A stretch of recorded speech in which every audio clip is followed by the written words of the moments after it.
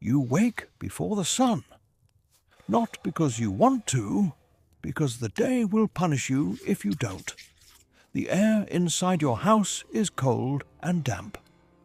Smoke from last night's fire still hangs low, stinging your eyes.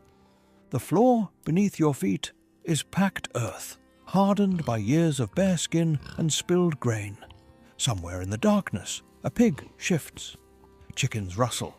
Their warmth matters more than your comfort. This is your home. It is a single room. It holds your family. It holds your animals. It holds your entire life.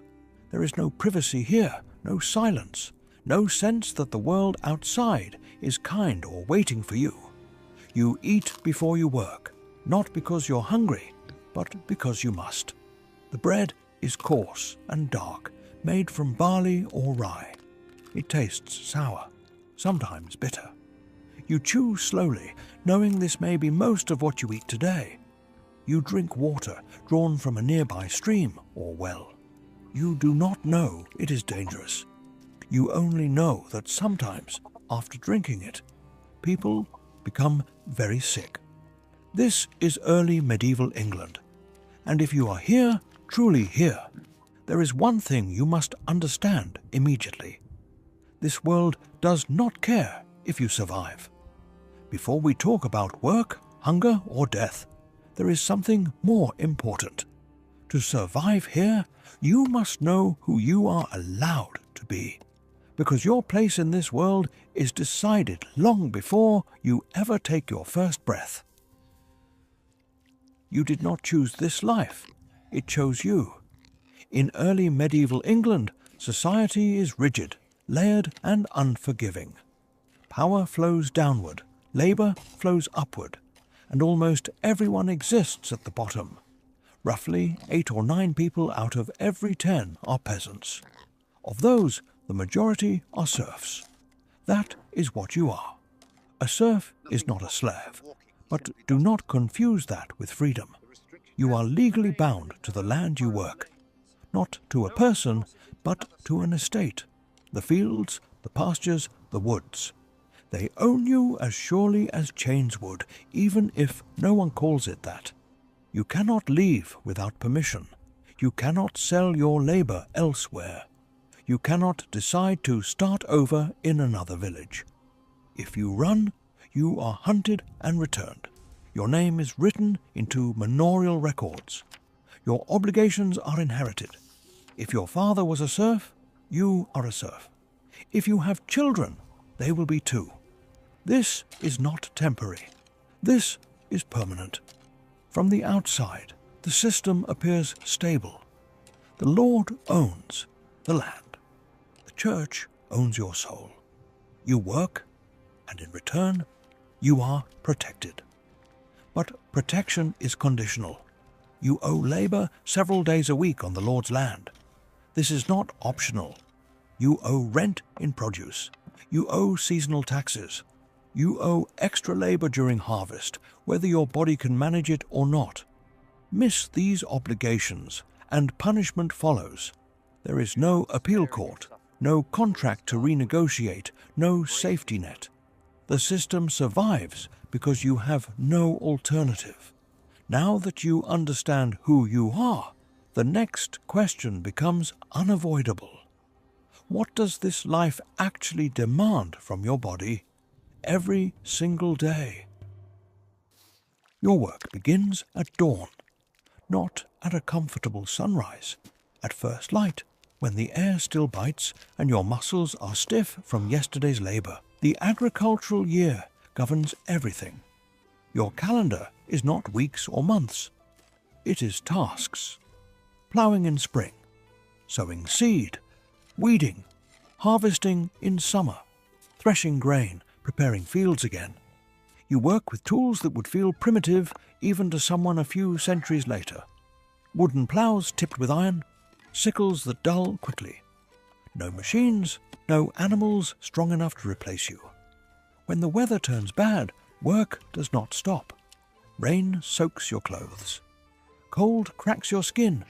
Heat drains your strength. In winter, there is still work. repairing fences, tending animals, hauling firewood. Your body never fully rests. Injuries heal slowly, if at all. Broken bones often heal wrong. Infections spread. A cut can kill you. Many men in their 30s already walk like old people. We know this from skeletons. Archaeologists, examining early medieval remains, find worn joints, compressed spines, healed fractures, and signs of chronic malnutrition. Bodies shaped by work that began in childhood and never stopped. This is not heroic labor. It is survival labor. All of this work has one purpose. Not wealth, not comfort. Just enough food to keep going. But food here is a fragile promise. Your diet is painfully narrow. Most days you eat bread, coarse, dense, and dark. It is made from barley or rye, sometimes mixed with whatever grain was cheapest that year. Alongside it, a thin porridge. Vegetables help if your small garden produces enough. Beans, peas, onions. Occasionally, cabbage. Meat is rare, not because animals are scarce, but because hunting is forbidden. Forests belong to the nobility. Killing deer or boar without permission is a serious crime. Even gathering fallen wood can bring punishment. If you are caught poaching, the penalty may be fines, mutilation, or worse. So meat is saved for feast days, if your lord allows it, or for moments of desperation that risk everything. You do not starve every day. But hunger is constant. Even in good years, the diet lacks protein and essential nutrients. In bad years, it becomes deadly. One bad harvest can mean famine. 2 in a row can empty villages. No details needed. Everyone understood what that meant. But even if you manage to eat, there is another daily gamble you cannot avoid. You drink water every day, and every day you risk disease. Rivers serve multiple purposes: drinking, washing, dumping waste. Wells are shallow and easily contaminated. Animal waste, human waste, decay. It all seeps into the same sources. There is no understanding of bacteria. When sickness comes, it feels random. Dysentery spreads fast. Typhoid lingers. Fevers burn through households. Dehydration kills children quickly. Adults last longer, sometimes long enough to infect everyone else. Even monasteries, often cleaner than villages, suffer outbreaks. There is no cure, only prayer, rest, and hope. And when the day finally ends and you return home, there is no true relief waiting for you, because your house, like everything else, carries its own dangers.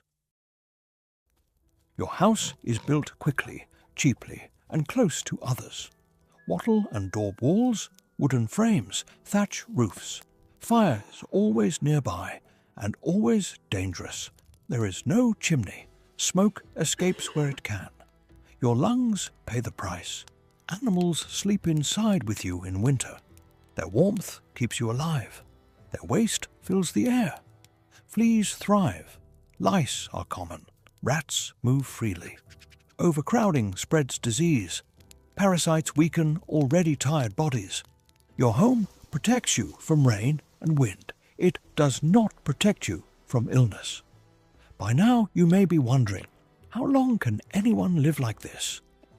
The answer depends on when you are born and whether you survive childhood at all. You may hear this number, 30 to 35 years. It sounds shockingly low, but it hides the truth. Around 1/3 of children die before the age of 5. If you survive childhood, your chances improve. Some people live into their 40s, 50s, even older. But death is never distant. An infection, a bad winter, an accident in the fields. Life is fragile, and sometimes death comes from a source no one understands at all. Poison. The next danger is invisible, misunderstood, and terrifying when it strikes. You've learned how you live. Now you need to understand how easily it can end. In early medieval England, death is not rare. It is not dramatic. It is ordinary.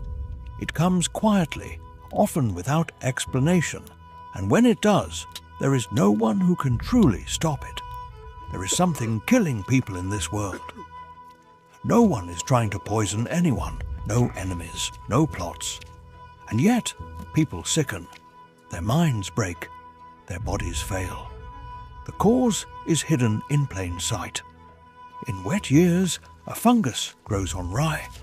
It looks harmless at first, dark growths replacing healthy grain. When ground into flour, it disappears entirely. Bread looks normal.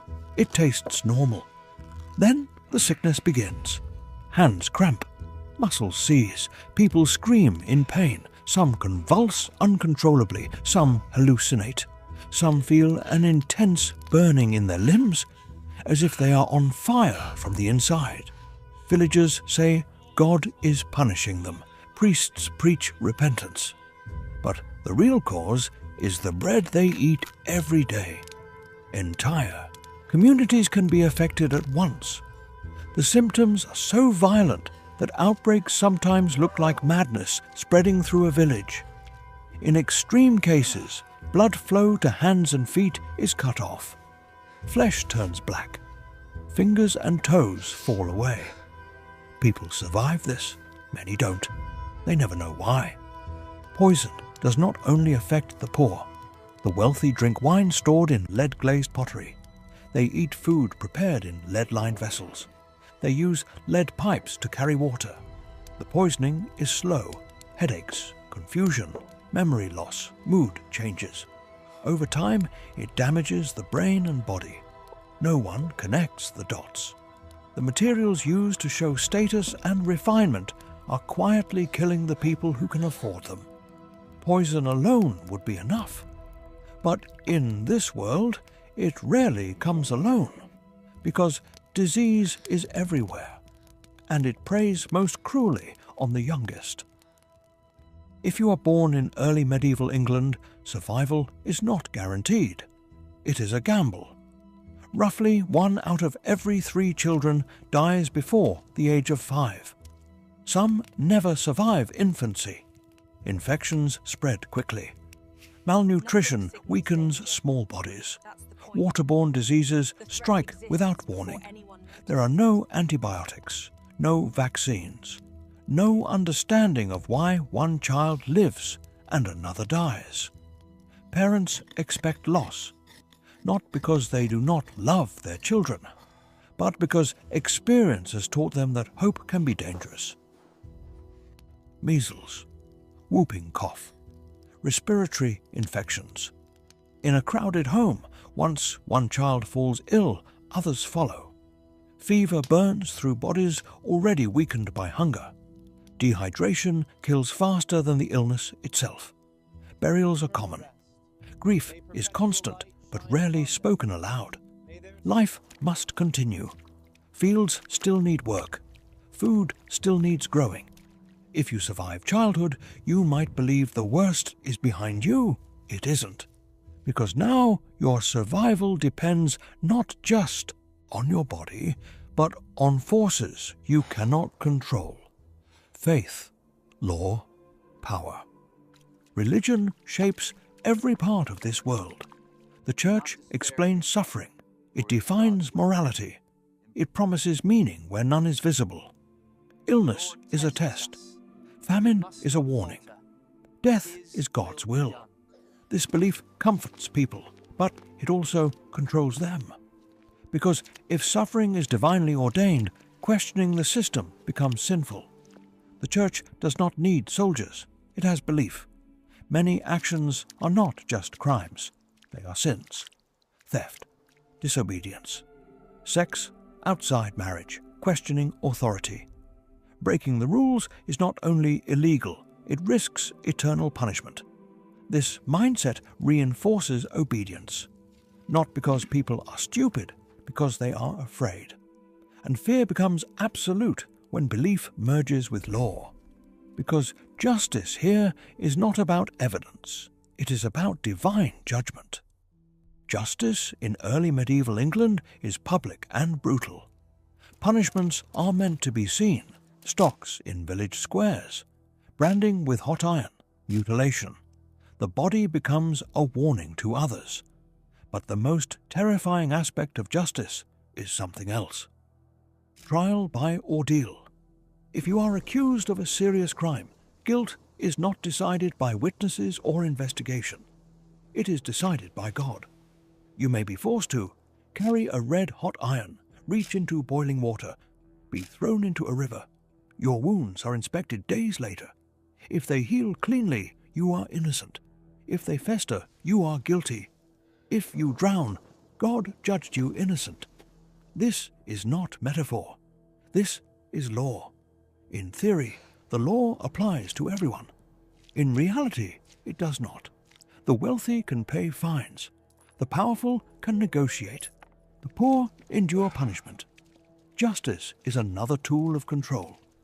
By now, the dangers should feel overwhelming. But there is one final threat that dwarfs all others, because it destroys not just individuals, but entire communities. War. War is not a rare disaster in early medieval England. It is expected. You do not choose it. When your lord calls, you go, not because you are trained, but because refusal is a crime. You leave your fields, your animals, your family. You are not a soldier. You are a farmer handed a spear.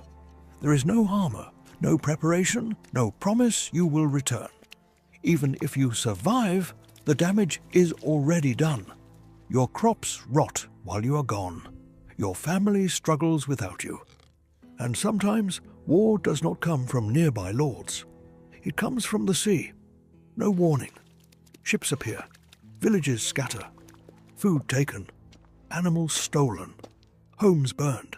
People carried away. When the raiders leave, they take the future with them. Fields go unplanted. Hunger follows. Some villages never recover.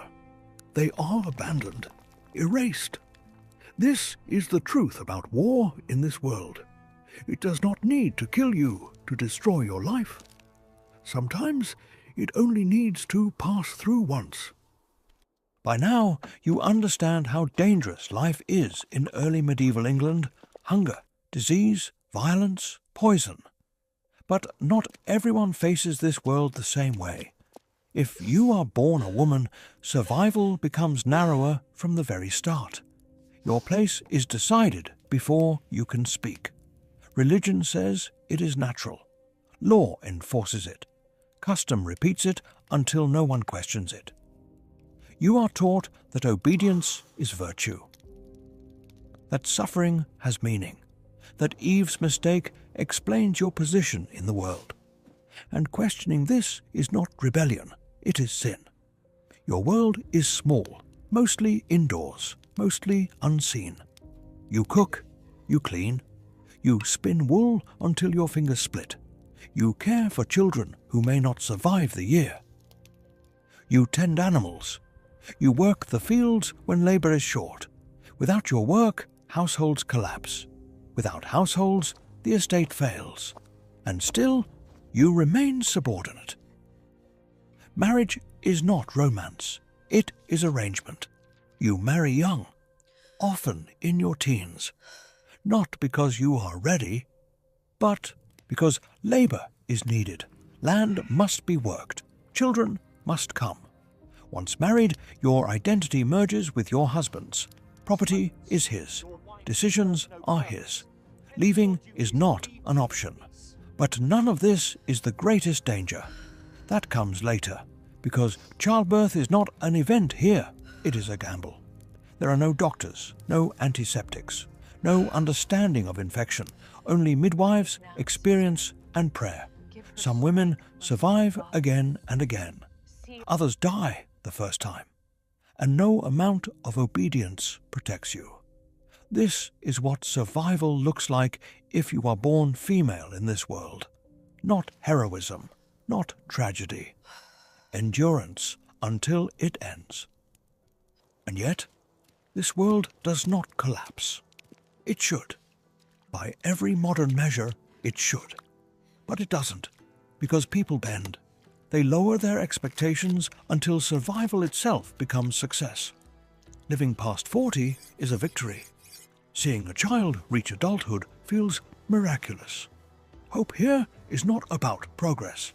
There is no belief that life will get easier. Hope is smaller than that. A harvest that doesn't fail. A winter that doesn't kill. A child who wakes up healthy. These moments are enough to keep going. And that is the truth people miss when they look back and ask, how did anyone survive like this? They didn't survive because life was kind. They survived because they adapted to cruelty. They endured. Not because the world cared, but because stopping meant disappearing. So, when you imagine early medieval England, don't picture castles and kings.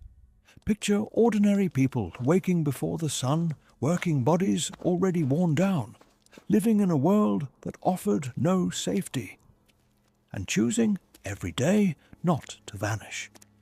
That is early medieval England, not a heroic age, not a romantic one, a world that did not want you to live, and the people who lived in it anyway. If you want to keep walking through worlds like this, lost societies, forgotten lives, and history as it was actually lived, subscribe to Worlds Before Us and tell me in the comments, could you have survived this world?